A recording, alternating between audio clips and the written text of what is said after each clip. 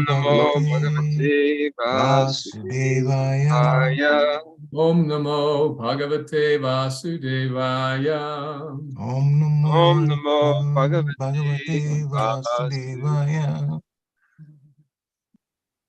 Okay, this morning we will start with chapter 14, verse 22, correct?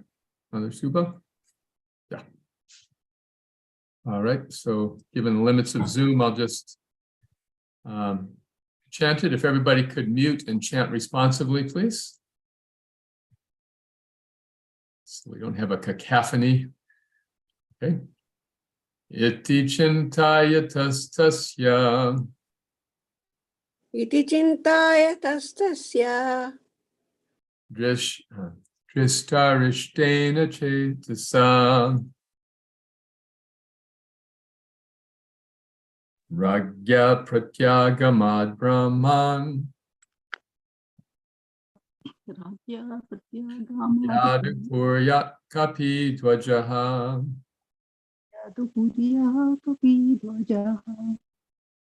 Okay. And we usually chant, others take turns chanting. Yes, we do, Prabhu. But like you said, we have to go through 22 through 29. So how about you chant all of them, and then we can just proceed with the class for today. Okay. All right, let's just go ahead and do the translations then, please. Okay. O Brahman Sonika, while Maharaj Yudhisthira, observing the inauspicious signs on the earth at that time, was thinking thus to himself, Arjuna came back from the city of the Yadus, Dwaraka. And when he bowed at his feet, the king saw that his dejection was unprecedented. His head was down and tears glided from his lotus eyes. This, of course, is Arjuna. Seeing Arjuna pale due to heartfelt anxieties, the king, remembering the indications of the sage Narada, questioned him in the midst of his friends. Maharaj Yudhisthira said, "My dear brother, please tell me whether our friends and relatives, such as the Madhu, Bhoja, Dasharha, Arha, Satvata, Andhaka, and the members of the Yadu family, are all passing their days in happiness. Is my respectable grandfather Surasen in a happy mood? Are my maternal uncle Vasudeva and his younger brothers all doing well? His 7 wives, headed by Devaki, are all sisters. Are they and their sons and daughters-in-law all happy? Are Ugrasen, whose son was the mischievous Kamsa, and his younger brother still living? Are Hridika and his son Kritavarma happy? Are Akrura, Jayanta, Gada, Sharana, and Satrujit all happy? How is Balaram, the personality of Godhead and the protector of devotees?" Srila Prabhupada's purport. Hastinapur, the capital of the Pandavas, was situated somewhere near present New Delhi, and the kingdom of Ugrasen was situated in Mathura. While returning to Delhi from Dwaraka, Arjuna must have visited the city of Mathura, and therefore the inquiry about the king of Mathura is valid. Amongst various names of the relatives, the name of Ram or Balaram, eldest brother of Lord Krishna, is added with the words, the personality of Godhead, because Lord Balaram is the immediate expansion of Vishnu Tattva as Prakash Vigraha of Lord Krishna. The Supreme Lord, although one without a second, expands himself as many other living beings. The Vishnu Tattva living beings are expansions of the Supreme Lord, and all of them are qualitatively and quantitatively equal with the Lord. But expansions of the Jiva Shakti, the category of ordinary living beings, are not at all equal with the Lord. One who considers the Jiva Shakti and the Vishnu Tattva to be on an equal level is considered a condemned soul of the world. Sri Ram or Balaram is a protector of the devotees of the Lord. Baladev acts as the spiritual master of all devotees, and by his causeless mercy, the fallen souls are delivered. Sri Baladev appeared as Sri Nityananda Prabhu during the advent of Lord Chaitanya, and the great Lord Nityananda Prabhu exhibited his causeless mercy by delivering a pair of extremely fallen souls, namely Jagai and Madhai. Therefore, it is particularly mentioned herein that Balaram is the protector of the devotees of the Lord. By his divine grace only, one can approach the Supreme Lord, Sri Krishna. And thus, Sri Balaram is the mercy incarnation of the Lord, manifested as the spiritual master, the savior of the pure devotees. Srila Prabhupada ki jai. It is interesting in these preceding texts how Yudhisthira is demonstrating what appears to be kind of like avoiding, he is not seeing everybody, or rather he's not thinking about asking Arjuna what is directly on his mind, which is Krishna disappeared. But first, he is hoping against hope that something else is going on as he sees his dejected brother. So he's asking about all of these other personalities. He's thinking perhaps Arjuna will tell us that one of them has fallen ill or died, and therefore this unbearable idea of Krishna disappearing could not be a reality. So such is the kind of avoidance, which all of us have. If there's something unpleasant, we'd rather not deal with it. We'd rather postpone it. Anything but that.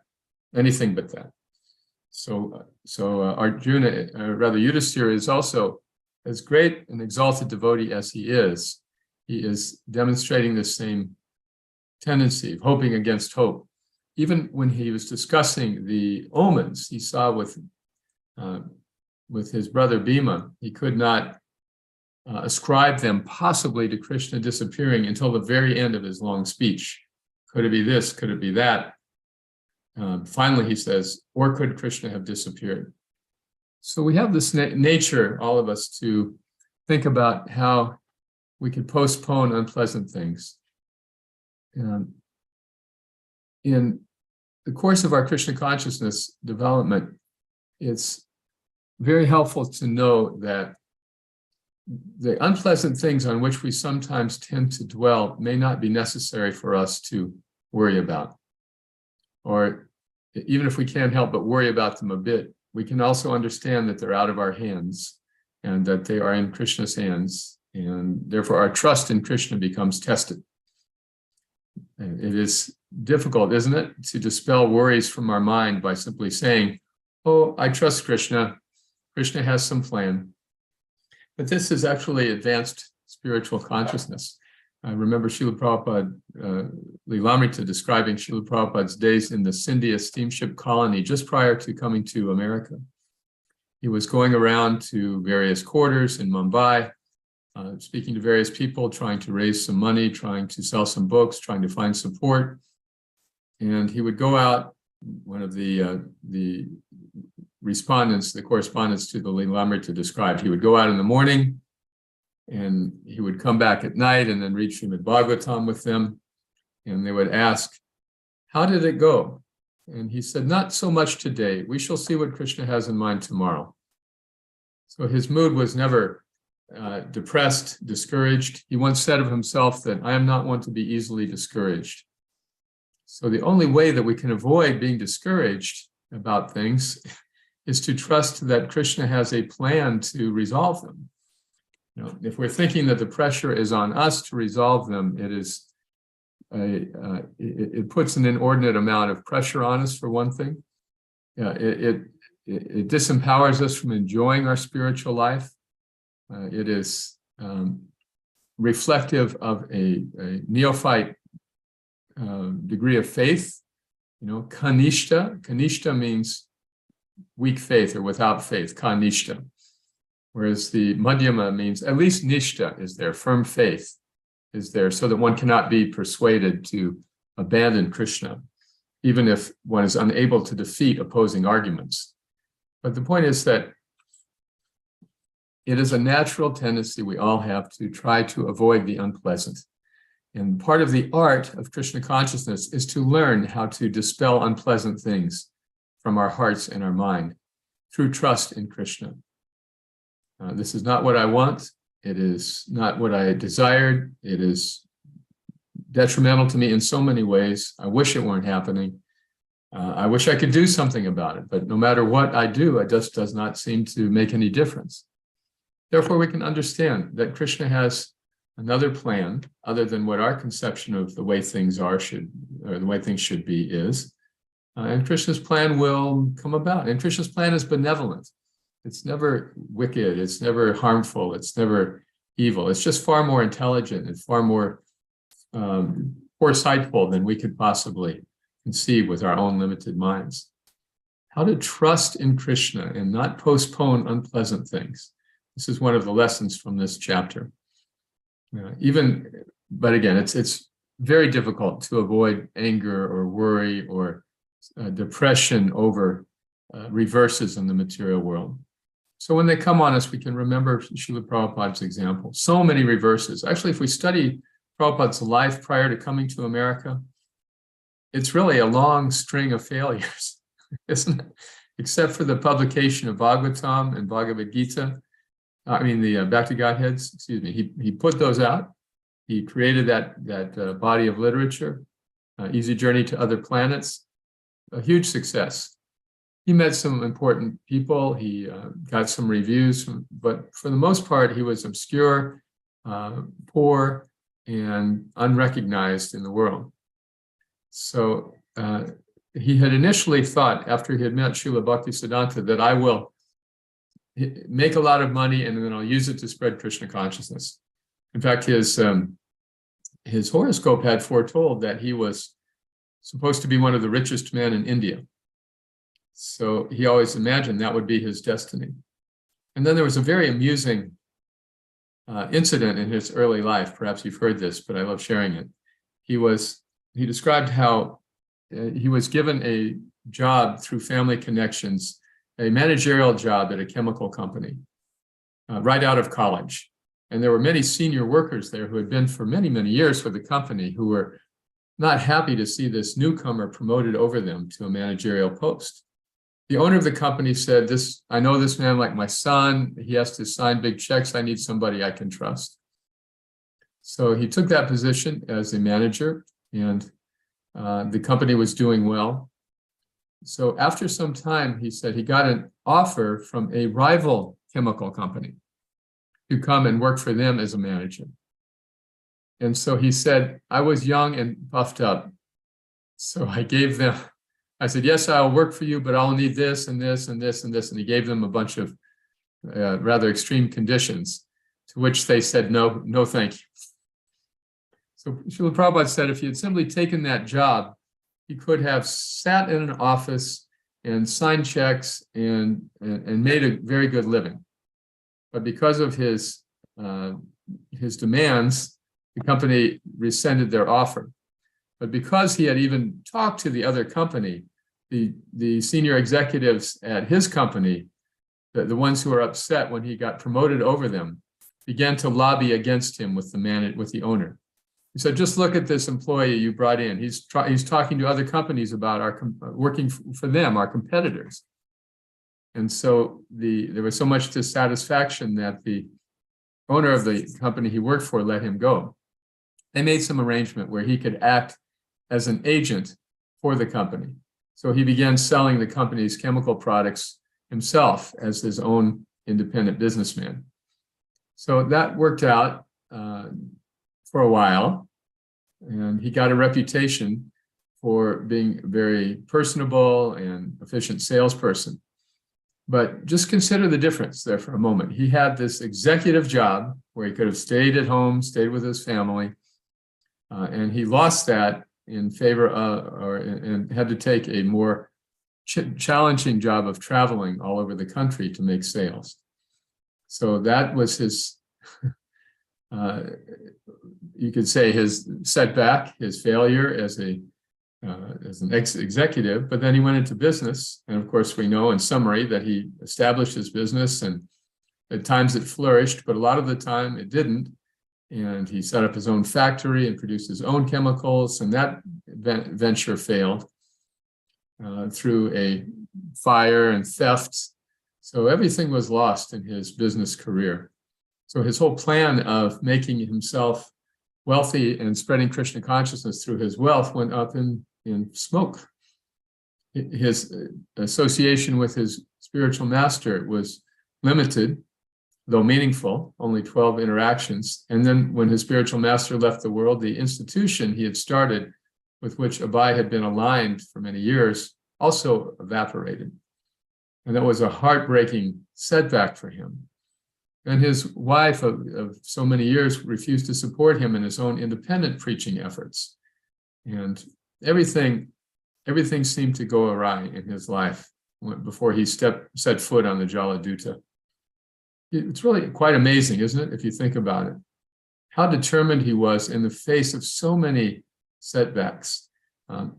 He has left us in today's ISKCON a great legacy, a legacy of temples and association and books and recorded material and so much. It was such a rich environment for Krishna conscious activity. And imagine he came with nothing, but the first 3 volumes of Bhagavatam. And he was not discouraged. Rather, he was quite intrigued by what he discovered in America, in Butler, Pennsylvania, at Sally Agarwal's house. Intrigued by the vegetables in the supermarket and the vacuum cleaner and the refrigerators and all these things. He was intrigued by the fact that Americans seemed interested in him. They'd invite him to speak and they wanted to hear what he had to say. And he was intrigued by the fact that there was vegetarian food available for him in the country.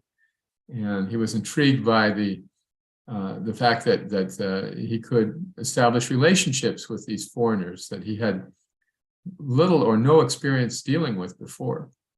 So all of these things gave him some confidence that he was here on Krishna's order, just as he had prayed on the Jaladuta. He had prayed, Krishna, I don't know why you brought me to this terrible place, but you have, and here I am, so let me dance, let me dance. Oh Lord, let me dance. So even after he started, he took the bold move of going to New York on his own, staying in the ashram of a Mayavadi sannyasi who had somehow invited him.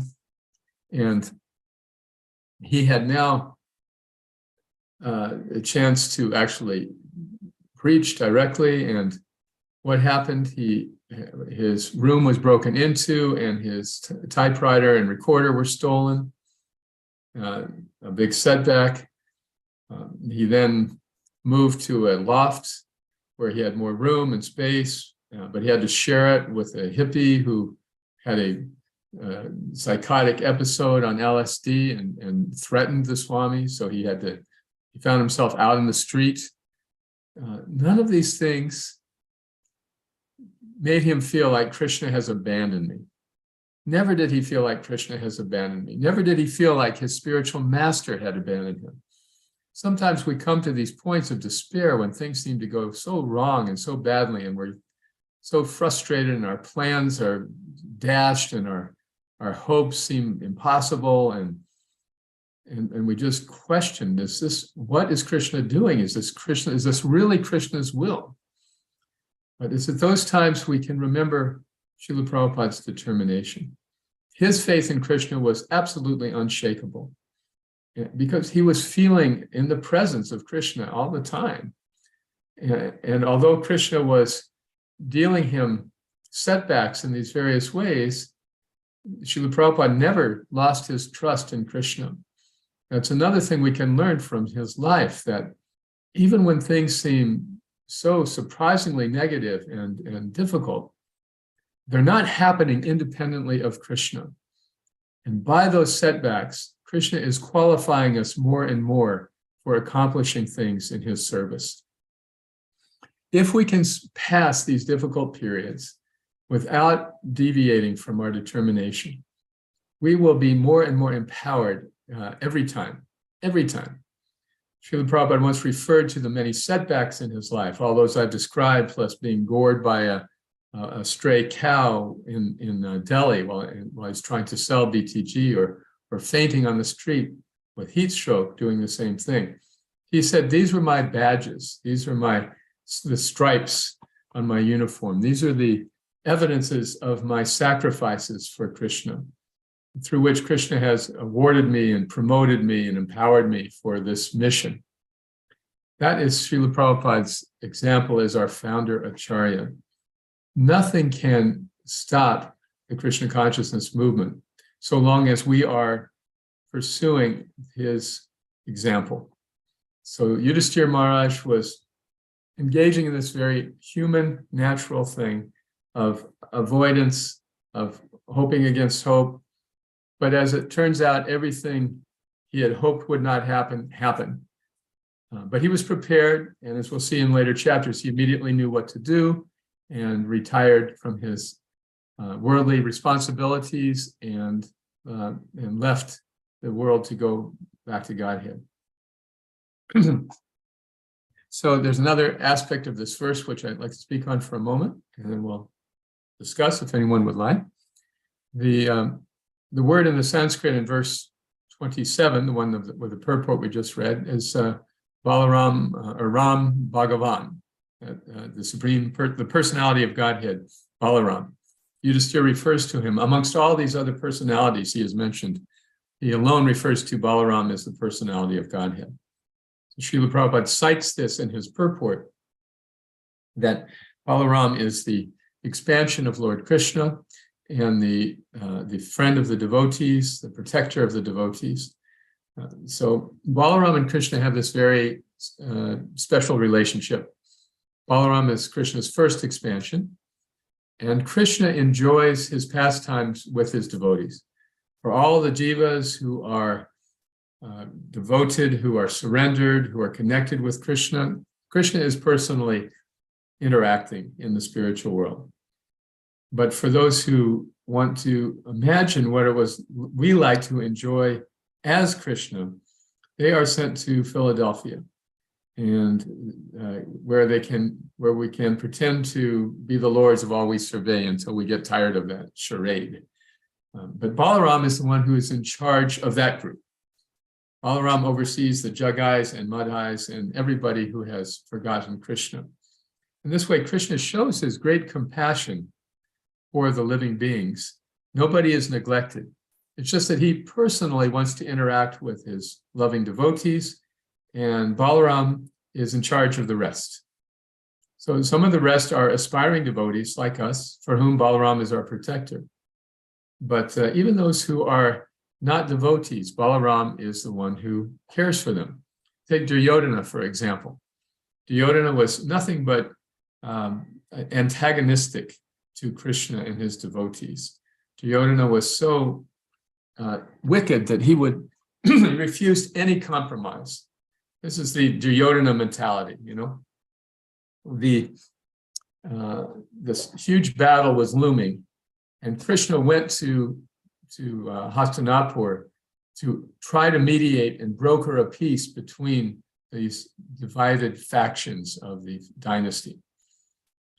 But when he went to the court of Dhritarashtra, he presented the Pandava's offer. Look, we are Kshatriyas. We finished our exile. You didn't catch us. We met all the conditions. Now we need some land to rule. That's our dharma. We have to have it. In the past, in their negotiations, Duryodhana had given the part of the kingdom to the Pandavas. He'd given half of the kingdom, but it was like the desert half. It was the unfertile half. It was the most difficult half to cultivate and develop. But the Pandavas took it. Kandaprast, I believe is the name. And at that time, Vishvakarma, excuse me, the chief of the demigods, helped them construct an amazing city there. And the palace that they had, or rather the meeting hall they had, was constructed by Mayadanava, this great demigod to whom they had done a favor. So their capital was gorgeous and impressive. It was the most beautiful capital and the most beautiful city of all. It was so amazing that it even had these built-in optical illusions. So when Duryodhana came to see everything for a family reunion, he saw what he thought was a solid floor, but turned out to be a pool of water. So he fell into it, and everybody was laughing. Yudhisthira was trying to stop people from laughing because he wanted to be diplomatic. But Duryodhana was so insulted that at that point, he knew he could never give the Pandavas any space whatsoever. So at that point, before the war, when Krishna came and said, look, all they want is 5 villages. You take the rest of the world, you give them 5 villages, and they'll be satisfied. They're Kshatriyas, they'll have their village, and they will leave you in peace to enjoy the rest of the world. So Duryodhana's response, I will not give them enough land in which to drive a pin. He was afraid that if these pious, devoted souls, the Pandavas, were to even come to a village in his kingdom, it would become so glorious that all the other citizens would want to go there and live with them. So it wasn't that Duryodhana was a bad ruler. He was efficient. He was observing Dharma. It was just that people loved the Pandavas more, and he could not tolerate that. So he refused this very, very, very reasonable compromise. This is the mentality of a wicked person. You know, there is no compromise. There is no sense of anything happening but my way. It has to be my way or not at all. You give me what I want or I'm leaving. I'm leaving I'm going to take my ball and go home. Very childish mentality. So this is Duryodhana's mentality. I will not participate. I will no longer observe your direction, Krishna. I'm going to do whatever I want to do. I'm in charge. It's from this, like the 16th chapter of Bhagavad Gita. There is a mantra, Ishwaraham aham bogi samsadhim balabam sukhi. Some devotee, my godbrother said, I chant that, I chant about 16 rounds of that every day. He said, Ishwaraham, I am the controller. Aham bogi, I'm the enjoyer. Samsadhim, I am perfect. Balaban, I am powerful. Sukhi, and I am happy. That is the mentality of the demon. I don't care what anyone else thinks. I don't care about anyone else's problems. I am powerful. I am perfect. I am happy. So this is the mentality of Duryodhana. And in spite of this, Balaram is his great friend. Balaram is so supportive of Duryodhana. He taught him how to fight with a club. When the two sides were about to go to war, Balaram went to Krishna and said, please, please don't get involved with this. Even though the righteousness was clearly on the side of the Pandavas. Balaram said, Krishna, please don't get involved. But Krishna did that anyway. He said, all right, I won't fight. And I'll let my army fight on one side and I'll take a non-combatant role on the other side. But even this did not really appease Balaram because he knew Krishna's power. He knew that whatever side Krishna was on would win. So he just went off on a pilgrimage to make sure that he was personally not involved. So this is Lord Balaram. He is the merciful incarnation of Krishna for all of the fallen souls. Balaram was formerly connected with Krishna as Lakshman in Ram Leela. He was the younger brother of Ram, and he gave many good advices to his elder brother. When his father, by force of his stepmother, took the kingdom from Ram, Lakshman said to him, Ram, you have to fight. This is your right. You're the elder brother. You have to stand up for your rights. And Ram said, no, whatever father says, I will do. And then when he was planning to go to the forest, Lakshman said, all right, I will go with you. And Ram said, yes, you will come if you want. And Sita is also coming because she wants to come so much. And Lakshman said, no, you can't take a woman to the forest. You can't take your wife. She will be in danger. But Ram overruled him. So at that point, Lakshman resolved that next life, in our next appearance, I'm going to be the older brother. So Balaram was the older brother of Krishna. And yet, still, when it came down to the war, Krishna would not listen to him. Balaram was so frustrated, he went off on pilgrimage. And at that time, he resolved, next time, I'm just going to do whatever I want. So this is Lord Nityananda. He was the Avadhut. And although they were like brothers, Lord Nityananda being the elder, when dealing with Lord Chaitanya, Lord Nityananda did whatever he wanted. Many examples of this. For example, when Lord Chaitanya took sannyas, Lord Nityananda did not think it was appropriate. So he took Lord Chaitanya's danda and broke it in 3 pieces and threw it in the river. He said, you do not require a danda. You are already the Supreme Personality of Godhead. When Lord Chaitanya wanted to go to Vrindavan, Lord Nityananda went ahead and told some cowherd boys, when you see this sannyasi coming, and he asks you which way to the Jamuna, point to the Ganges right here and tell him, oh, this is the Jamuna. So these cowherd boys did that. And then Lord Chaitanya thought, oh, that was a quick journey. I'm already in Vrindavan at the Jamuna. So in this way, Lord Nityananda, the Avadut, did whatever he wished. But when it came to Jagai and Madhai, Lord Chaitanya had dispatched Lord Nityananda and Haridas Thakur to go and preach to the people, the most fallen. And they did. They found the most fallen, Jagai and Madhai. So Lord Nityananda approached them, please chant the holy name, my dear brothers. And they responded by attacking Lord Nityananda with a pot. So when Lord Chaitanya heard this, he ran to the spot ready to decapitate the 2 rogues with his Sudarshan chakra. But it was Lord Nityananda who intervened and said, no, if you kill these 2, then what are you going to do with the rest of these fallen souls in Kali Yuga?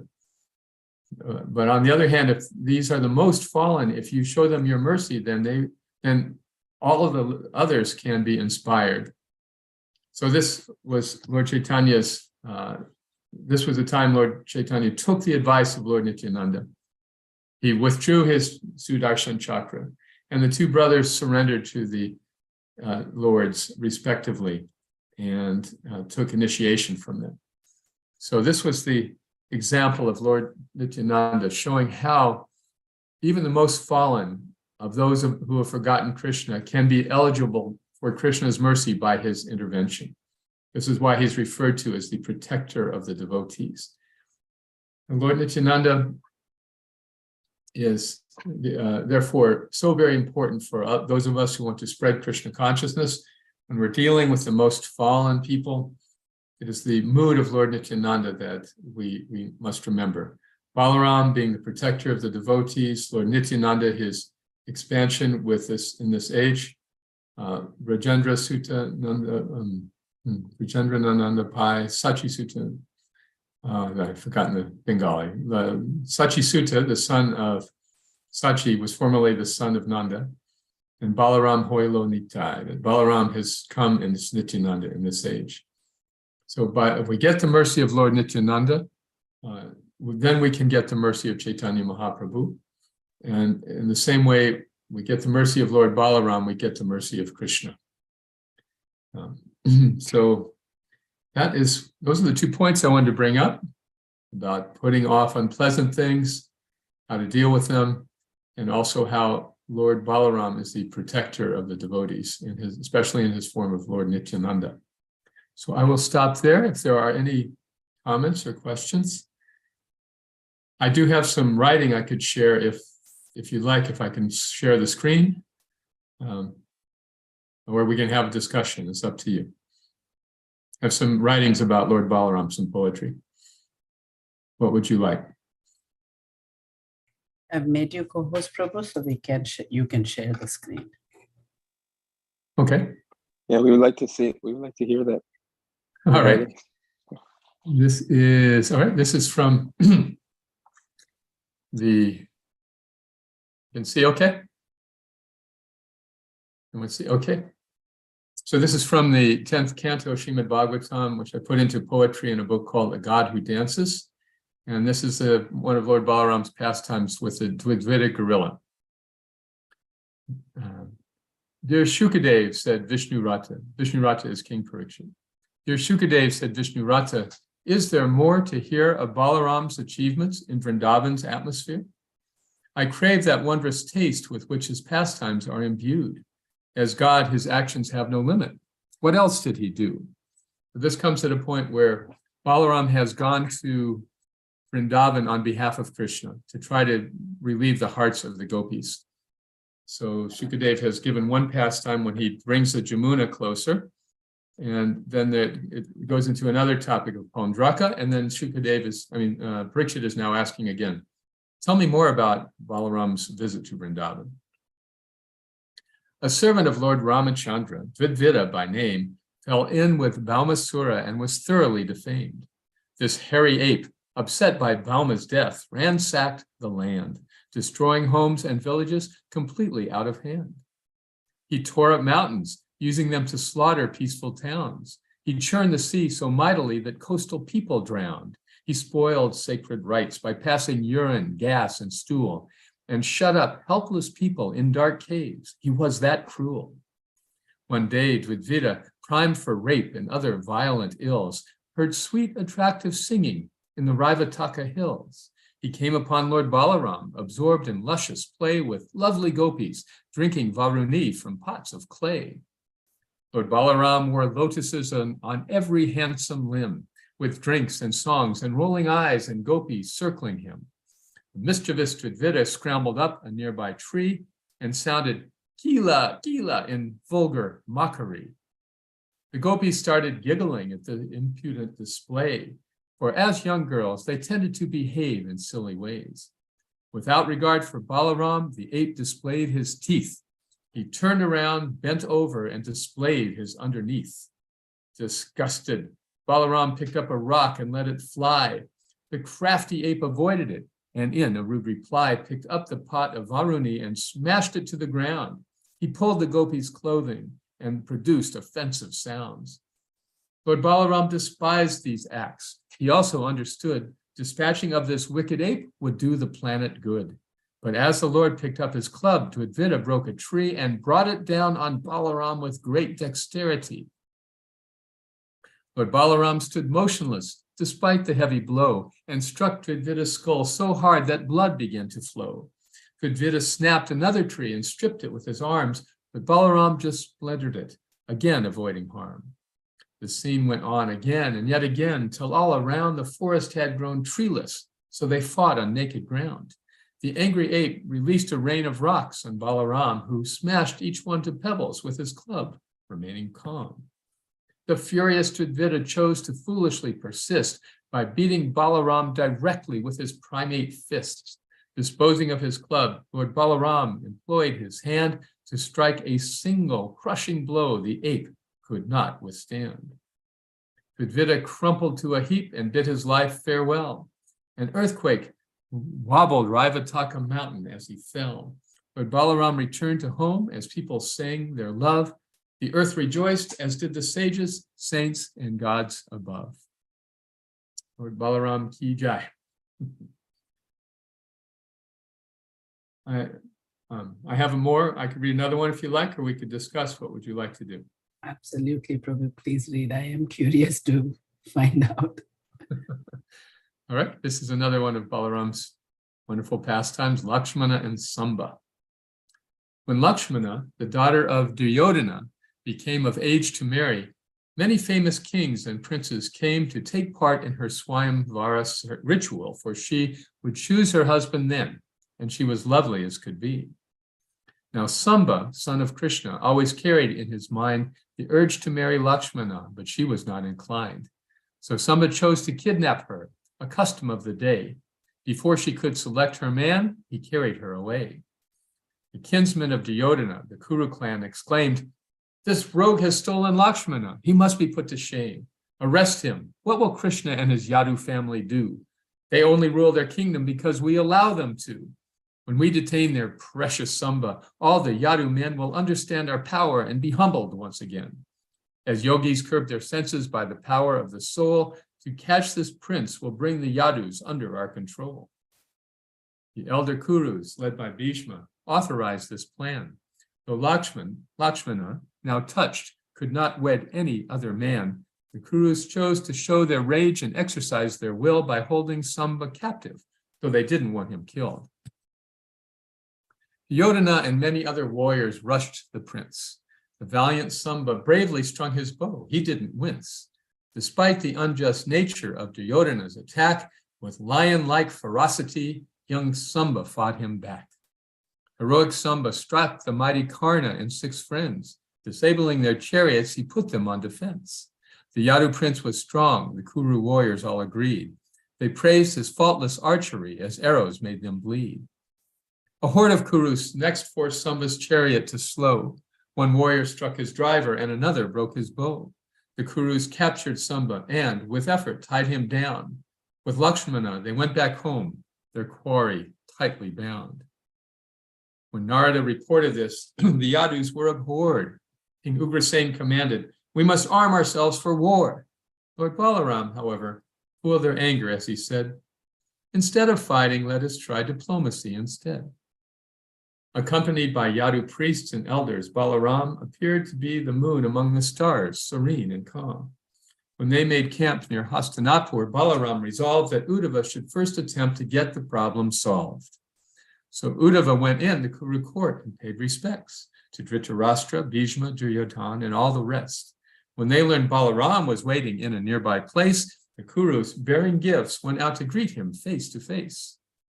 The Kurus worshipped Balaram with gifts of cows and scents, and those who knew his strength bowed down, avoiding an offense. They asked about each other's health and relatives, and then Lord Balaram forthrightly got to business. He began, "King Ugrasen, our ruler, sent instructions here with me. These words are for your benefit. Now listen carefully. A gang of you attacked our solitary, blameless prince. Since we're related, I have tolerated your offense." The Kurus heard these potent words and all that they implied.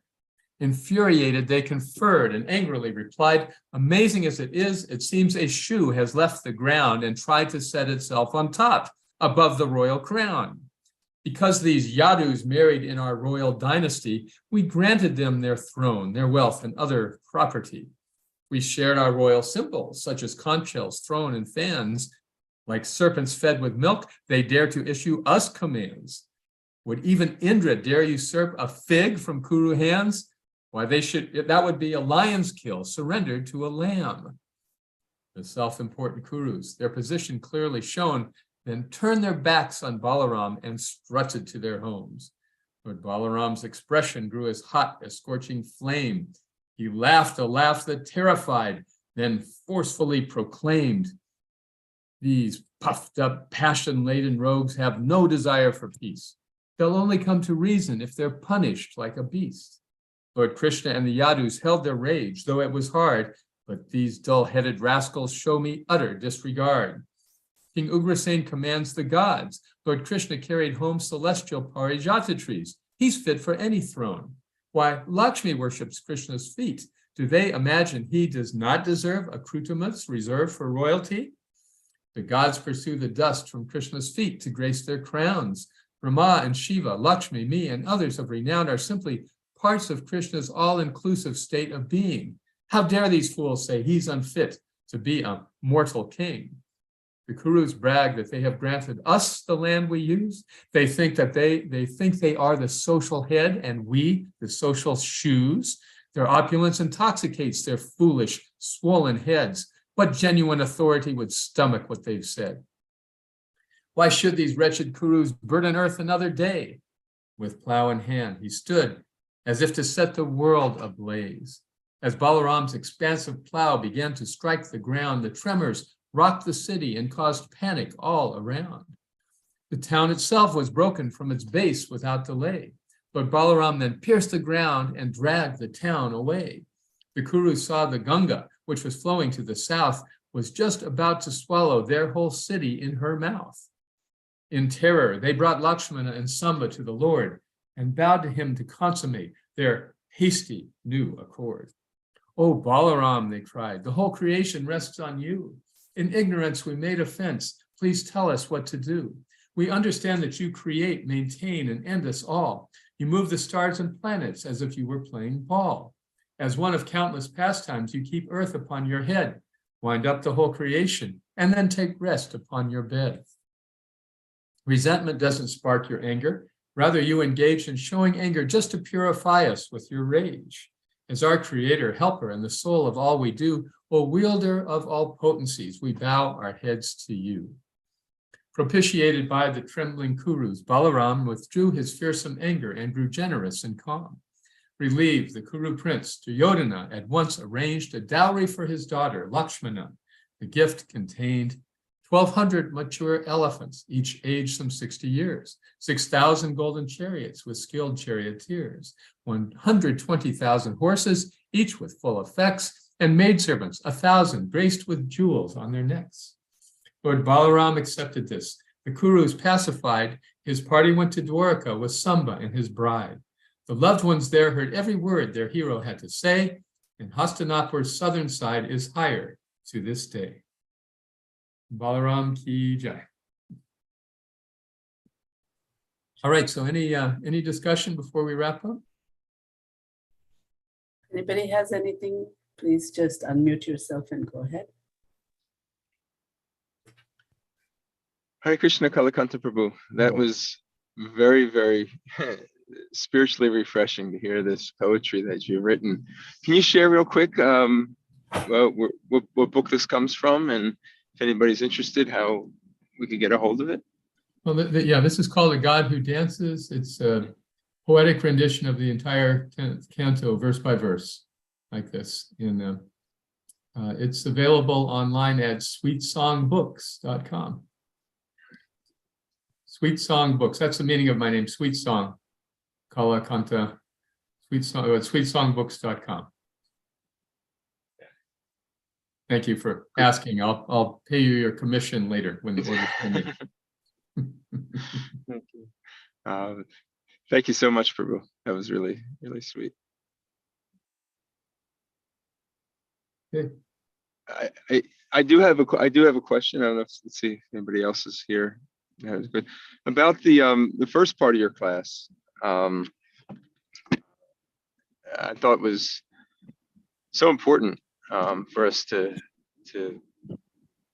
understand, because it's relatable to everybody. We all go through just challenging times, and everybody's situation is different, and what challenge one person faces may be different than another person. Right.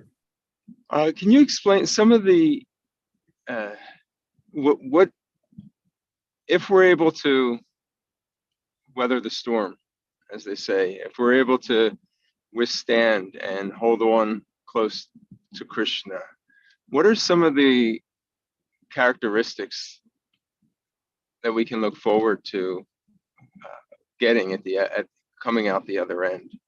Right. The main thing, Prabhu, is that we learn how to always remain enthused in life. Actually, one of my godbrothers said this aphorism from Srila Prabhupada: chant Hare Krishna and be happy, right? We've all heard. He said this was not a blessing, this was an instruction, this was an order. Chant Hare Krishna and be happy. So that means our challenge, our duty, is to find out how to be happy in our Krishna consciousness. We know things like doing service out of guilt or shame. Those things don't make us happy. If we do service out of fear, that's not the same as being happy. So what is happiness? Happiness means the progressive fulfillment of a worthwhile goal. We have something we want to offer to Krishna, to offer to our spiritual master, and every day when we get up, we're doing something to bring that a little closer to reality. That is the balance of happiness that is sustainable. And of course, in the course of doing that, we're going to encounter so many setbacks, disappointments, obstacles, diversions, and that's when we are tested to put those things in their place. And what is their place? That Krishna is arranging this for some damn reason. It is unpleasant, it's unwanted, but it's not accidental. It's not due to anybody else.